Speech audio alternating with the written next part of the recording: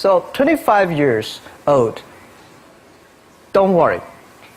Any mistake is an income, is a wonderful revenue for you.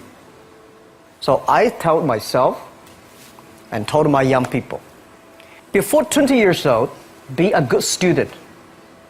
When you do entrepreneur, just learn some experience.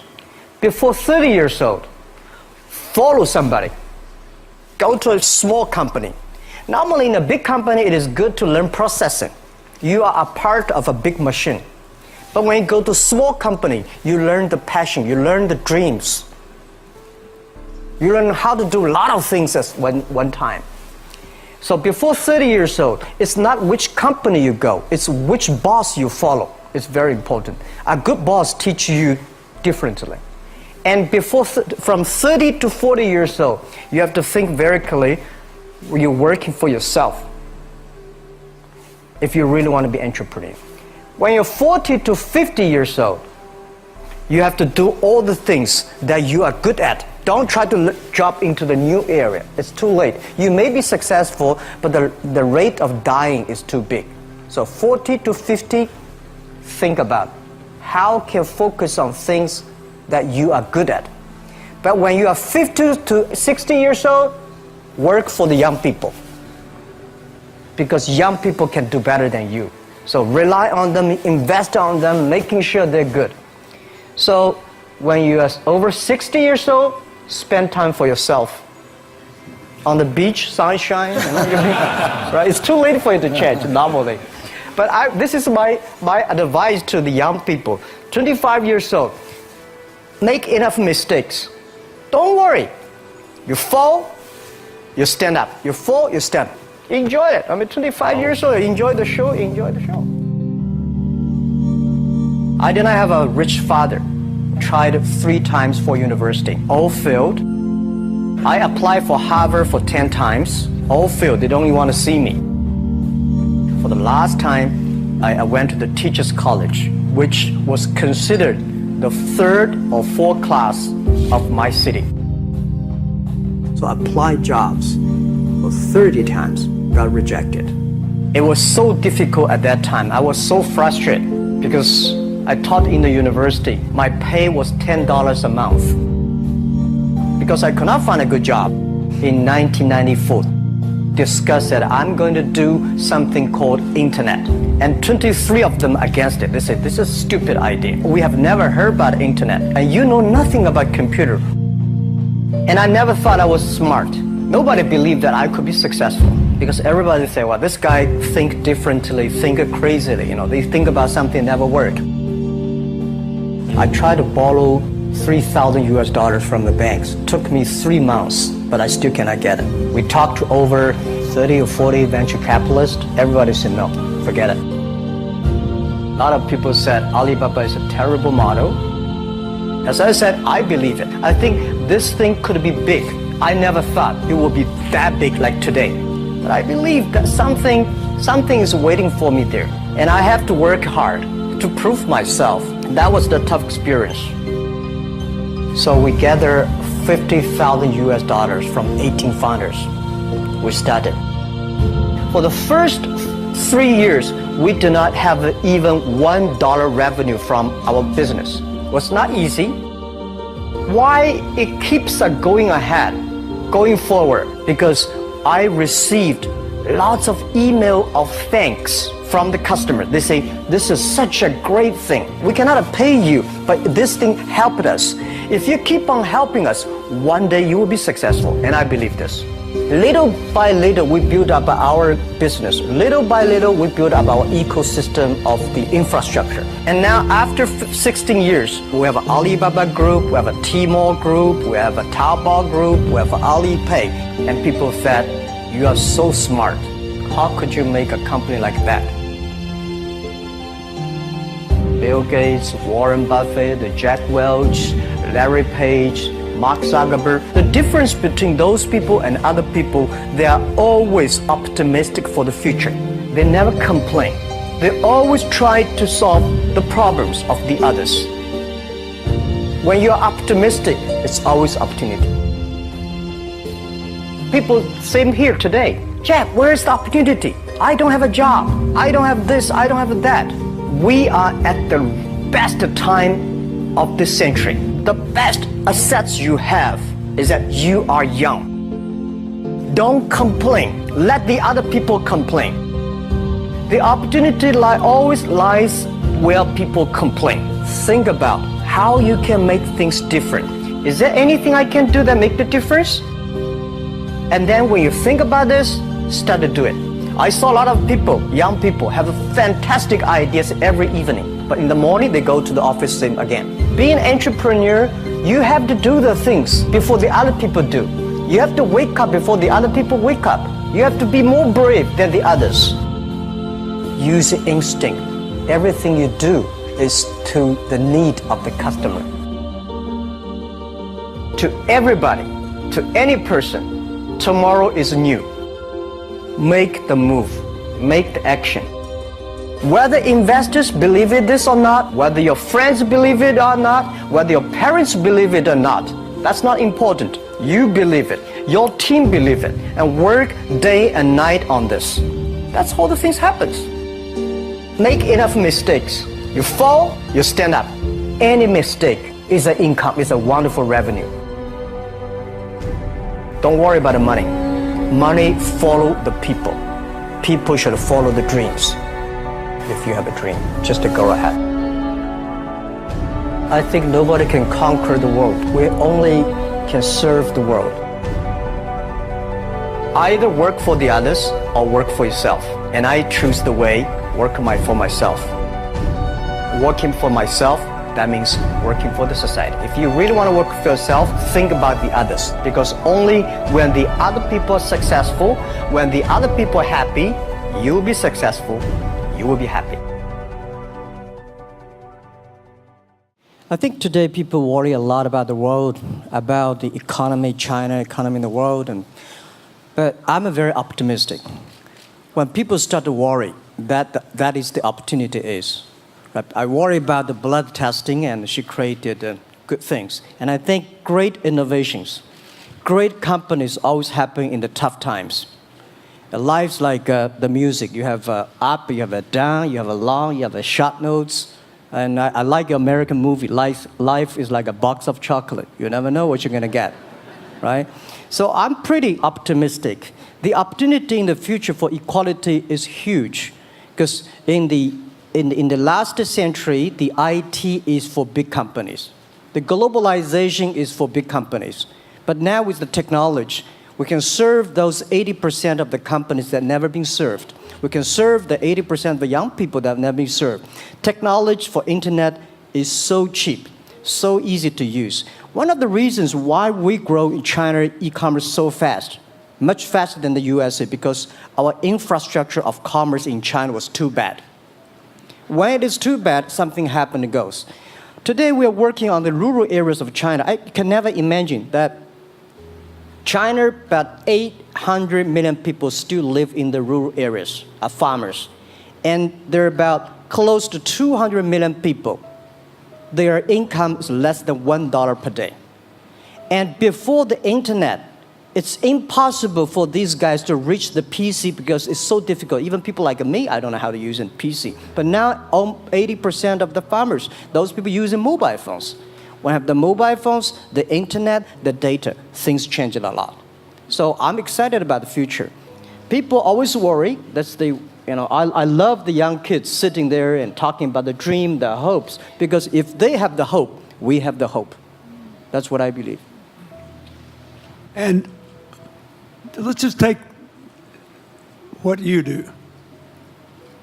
And I've loved every description I've ever heard about how you serve people, and your story about the bamboo farmers and your wife and her friends. It was fabulous. But where's this going?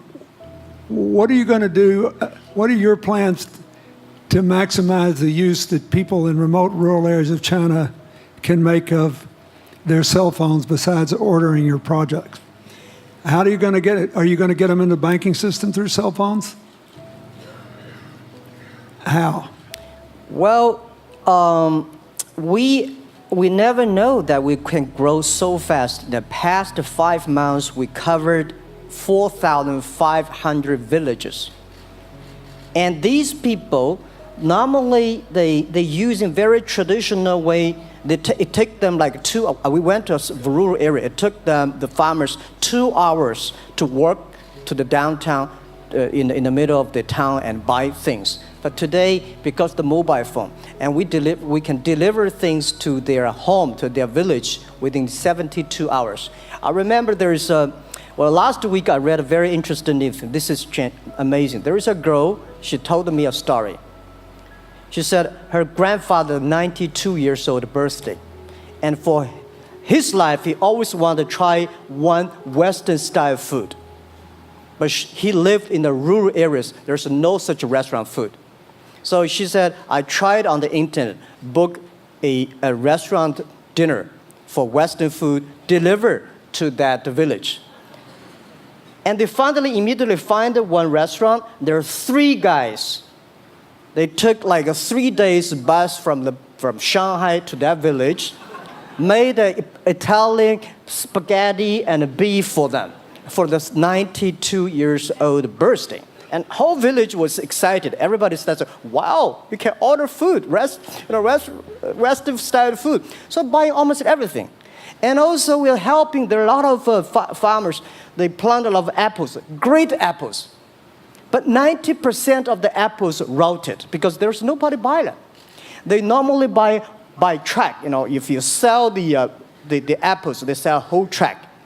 And using the traditional way, they can sell by whole basket of the apples. But now, because of the internet, they sell by one. Each apple they sell $1. Or 1 RMB or 2 RMB for each. So the farmers see using internet, they can buy and sell using the mobile phone. That changed their lives. And I think it's exciting. And people need examples when they see, my neighbor made money through online to selling things. My neighbor buy much interesting things online. People start to learn. And more people start to buy the mobile phones. We cannot make all the mobile factories to sell phones to them. Only they know the mobile phone really works, helping change their lives, they start to buy the mobile phones. Just one more question. And then, do you think this will make the current problems like the current problem in China less likely? That is, if we'll have more market information and the market will drive where the investment goes instead of the government trying to make judgments about, I better build another housing development or office development here, there, or yonder, and you wound up with a bubble. If it comes from the bottom up, is it more likely that fewer bad things will happen? Yeah, I think last week I was in Seattle discussing about the China economy. I think you American people worry too much about the China economy. Well, you see, every time when you start to worry about China goes better. Every time you think China is in problem, we'll get better. But when you have to say, you have a high expectation of China always a problem. Like parents have the expectation of the kids, of the same. But there's a big difference between American consumption because people say, the economy is bad, so China consumption will be good low. No, totally different. You Americans love to spend tomorrow's money. And the other people's money, maybe.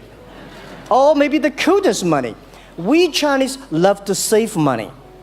We are probably the largest country, the safe deposit in the whole world because we've been poor for so many years. When we make money, we put in the banks because someday we know the disaster is coming, so we can spend the money. So when the economy is bad, we still have the money to spend. You guys probably don't. You worry. And the second thing is that China been focusing on developing for the past 30 years.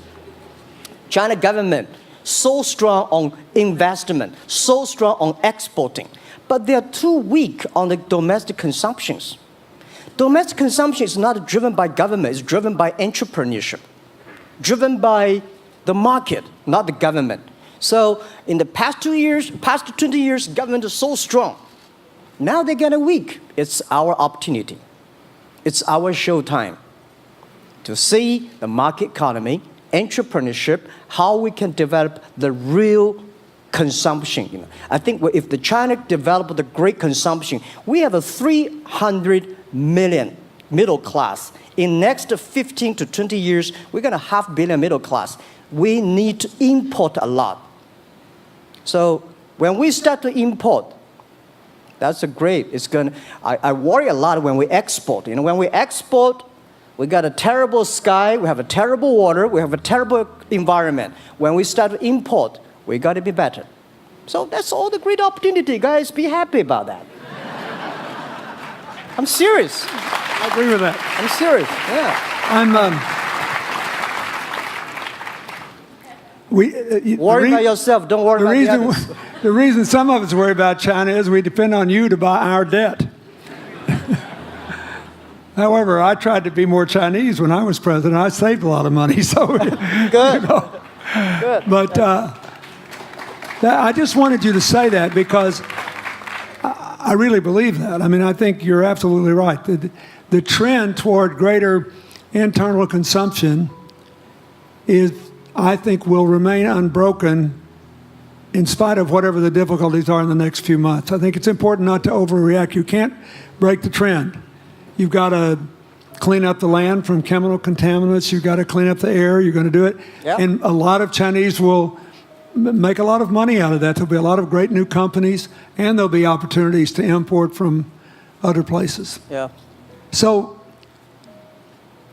can you discuss your theory of what you're doing and other things in terms of whether it advances equal opportunity and social solidarity? Tell them what you think is going to happen.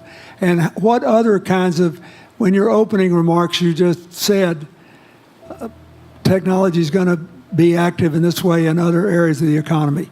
What do you think the next big opportunities are? But first, tell them just in 2 sentences what you're doing, because Jack and I know, and we haven't been clear enough. Explain it, and explain how you think that advances social solidarity and equality of opportunity.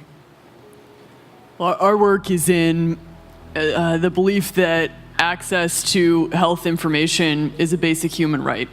And that lab information, particularly because lab data drives 70% of clinical decisions, needs to be accessible to people before they're sick.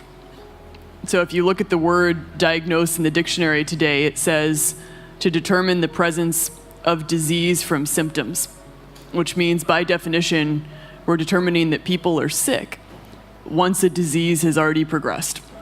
And our work is in being able to make lab testing accessible to people in time for therapy to be effected, and to do that in a way in which every person, irrespective of their insurance status, irrespective of where they live, can afford the ability to get a test done. So that means, in our case, we've invested the last 12 years in now developing hundreds of tests, many of which are less than $10. So $2 tests in the United States. And I think one of the amazing things about this country is that we have such an incredible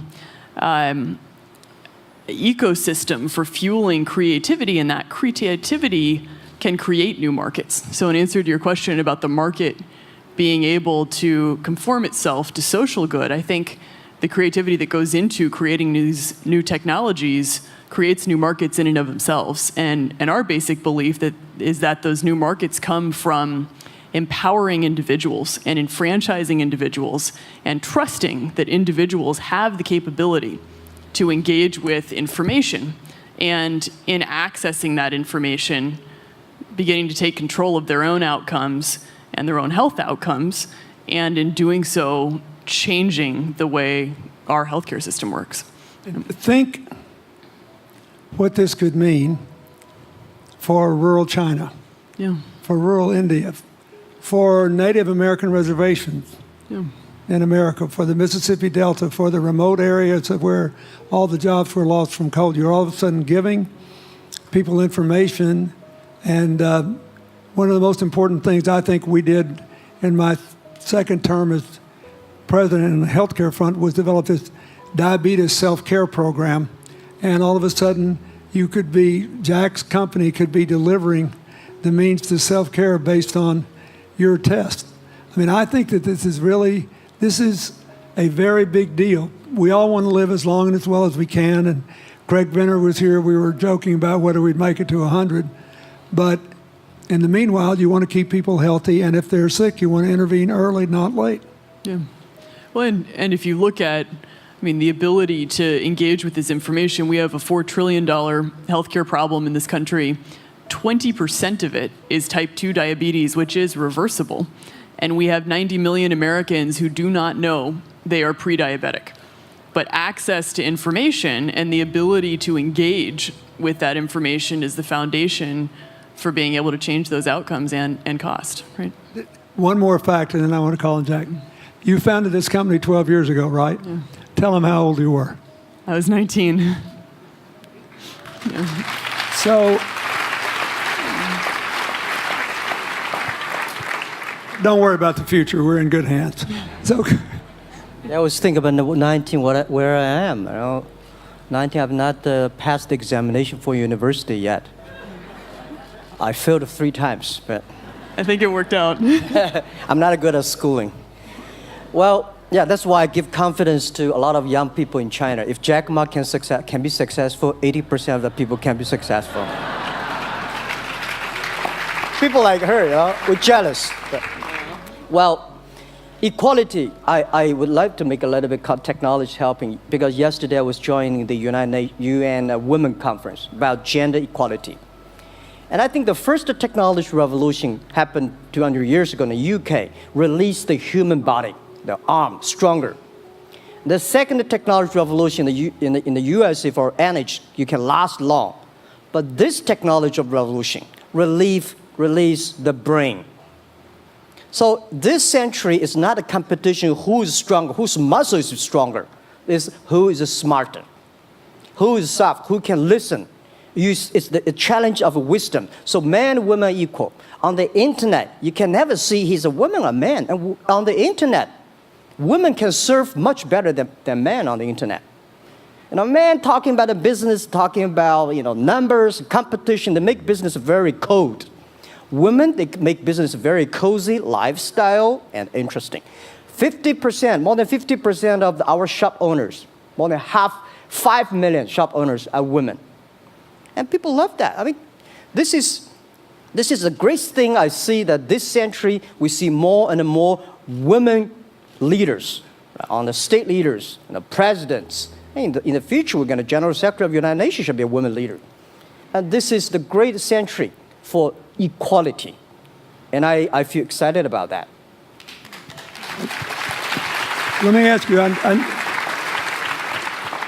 we're almost out of time, but one of the things that we haven't talked enough about here, and not just here, but generally, is whether the leapfrogging we saw with cell phones, which was instrumental in your phenomenal business success and which will make it possible for you at the appropriate time to do what you've done on a global scale, hitherto unimaginable in all of human history for anybody to have any of their own health data. We've seen examples, but not the kind of dramatic penetration we need with energy and clean energy and enough in a short enough time to avoid the worst consequences of climate change. So do you believe that, your country has done more than anybody else to try to put up solar panels, and some of your companies went broke because you overdid it, right? But beforehand, and you got to work out the phase out of the coal, the phase into the sun and all that. Meanwhile, Africa, which is growing like crazy because of the cell phone in no small measure, and has 6 of the fastest growing countries in the world, still has vast swaths of its land totally dark at night. Do you believe that it's possible for us to scale up with distributed solar power rather than centralized as quick as we did with the cell phone? And if so, and if that were your business, if you had to quit what you're doing today and start there, how would you do it? And how would you do it? Very first, I know that. I'm such a huge believer in technology, and I think especially right now, we're at an incredible time in terms of new technology and the ability to apply technology in a scalable way towards solving some of these problems. So I would look at it in the context of some of the renewable solutions that we already have, and in the context of empowering, connecting individuals with access to those solutions, and in the context of creating markets around them. I think that there's real opportunity to actually create an ecosystem in which people can financially benefit from these solutions, and I think that's going to drive an adoption. I think in developing economies, there's a revenue stream associated with that, and the more we can turn even already some of the technologies that we have into markets, the more that we can fuel, I believe, local growth and individual engagement in beginning to adopt some of these solutions. Just related to that, Jack, you answer it, and then I'll ask you one final question. Yeah, I am a strong believer that technology can make world much better, because people say China economy is getting slower. I'm happy about the 7%, even 5%. Even 5% of the GDP of the number of China, of the second largest economy, is big enough. But you don't expect China to keep on growing 11%. Because like one human body, when you're 1.8 meters tall, you cannot keep on like a 10% growth every year. You have to grow the quality, your mind, the wisdom. So I think China needs new technology to solve these problems, and which today the data, the clean technology, all these things that China is supposed to do, if we keep on the tradition, the old ways, we'll go nowhere. This is why I feel excited, because people ask me, what is your dream now? Because I never thought I would be today. I can sit here talking to president. I'm like a guy, on the street, and like failed 3 times for university, 5 times for high key schools. I applied for 10 times in Harvard school, all rejected. I never thought, because of the technology, because the internet gave me this opportunity. So I'm thinking, when I retire, I don't want the Chinese people have a terrible water to drink, unsafe for food, and the money we make all spent in the hospital. That's disaster. So how we can using the technology to enable young people, the great chance of this world, don't worry about it. We got 1.4 billion people who were born in 1980s. They are the people of the internet times. They are going to have new ways to solve the world problems. The things you are worried about today, they can solve it. And human beings have these kind of worries for centuries. And young people can always solve it. And today, when you have a right direction, clean energy, the climate change, all these issues, they will be solved, and these are the great opportunities ahead of us. Anything else? I agree with that. I think the more we can enfranchise people, the more we can create ecosystems in which individuals are empowered, the more we give rights to individuals to be able to build businesses, to be able to pursue the economic benefit of technologies, the more you see these markets change. Before they leave the stage, I want you to look at them. And I want you to think about the time we have had to spend here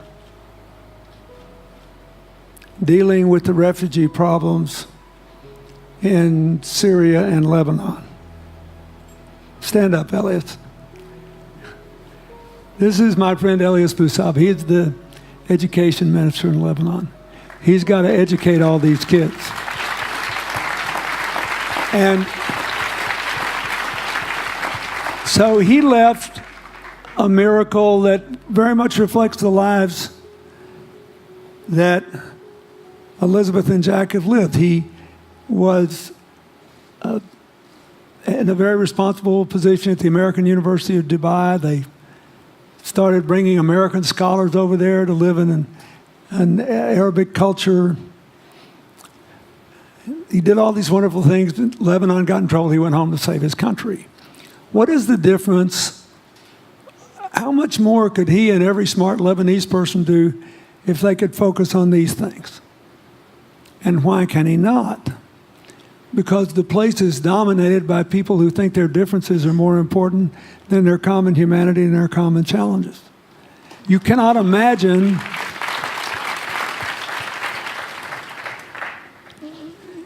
Jack Ma's proud of being Chinese. I like that. He never hid it. He's happy about it. I'm proud to be a global citizen too. Yeah. Yeah. And I imagine Elizabeth's proud to be a blonde-haired, blue-eyed American techno whiz from Northern California. Yes.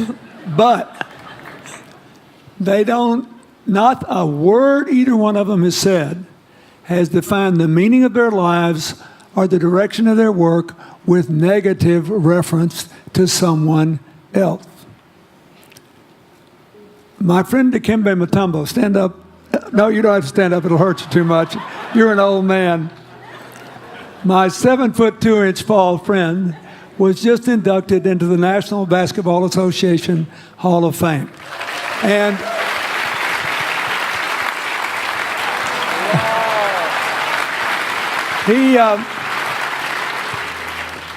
my family, my whole family loves him. And I have seen how much he has given back to his native country, Congo, which has been so troubled. I've known him a long time. We both went to Georgetown University. I did before he was born, I think. I've never heard him say a resentful thing about anybody. I have seen him give and give and give and try to give the people in his native land opportunities. Why am I telling you this? He's had a good life because he never defined his life with negative reference to anybody else. He never begrudged anybody else's success, and he thought he had an obligation to help other people. I'm telling you, we are back in a time of collective global insecurity where the main struggle is the oldest one in human history, just in modern techno realities. I mean, if you were trying to build the Middle East, you would think about our permanent sponsor here, the ambassador from Oman, who her government tried to help head off a calamitous war in the Middle East over the nuclear issue in Iran. We all pray to God that it'll work out all right. And the lead she made. You look around all these places, wherever people are putting aside their differences and working together, good things are happening. We cannot achieve economic or social equality without living in the factual realities of the world we face, looking at the obstacles, looking at the opportunities, making the best decisions. And those of us who even feel good about ourselves because we think we spend a lot of time giving, our whole goal should be to work ourselves out of a job. One of the things that Bill and Tanny Austin are sitting there with Starkey, they started giving away hearing aids, and then they decided, well, we better teach these young people how to speak. If they get the gift of hearing, they'll have to learn that. So they got into the education business. Sonny Varkey got into the education business and decided somebody ought to do something really dramatic to remind people that the only people that really matter are the teachers.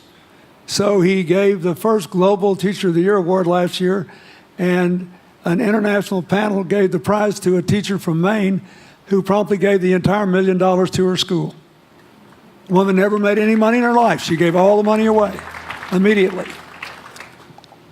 The future is going to be forged by people who think of how to use the modern tools that we are given, as Elizabeth and Jack have, to create opportunity through empowerment. And it will not be a straight line. It's too many moving parts. But I just want you to think about that. The reason you feel good looking at them is that you identify with them even though they're different from you. And that's basically where we are all over again, and we can't slip back. We can't give up. That's why when we had the Prime Minister of Italy and George Soros talking about the future of Europe, and George said it was coming apart, and the Prime Minister said, no, it doesn't have to come apart if it's about something more than economics. I thought it doesn't have to come apart if you will it not to. And you put yourself on the line for it. There are no guaranteed outcomes today, but you can guarantee that the trend is right. So go ahead, you were going to say something, weren't you? Yeah, I just wanted to add, I mean, as we're talking about the future and from my own experience and looking at all the faces here, I think a huge part of the answer to your question is also to raise our little girls with the stereotype that they can be the best in engineering and science and math. Because when they do in all of these industries, it changes everything. And we need to do that in this country, and we need to do that as parents in other countries. You know?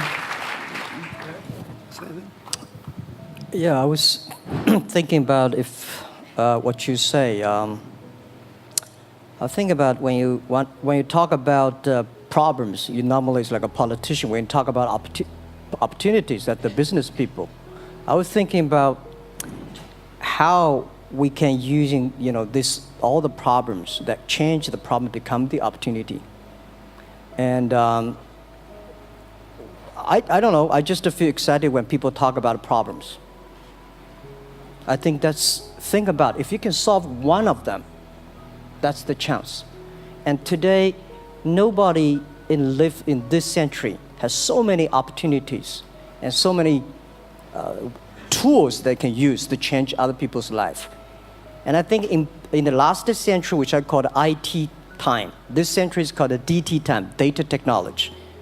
IT is to empower yourself, make yourself strong.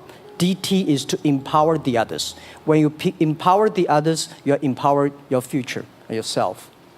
So when I listen to you talk, I agree, and I think that's why we were born in this century. That's why how we can use the internet to help more people. Let's give him a hand. Thank you.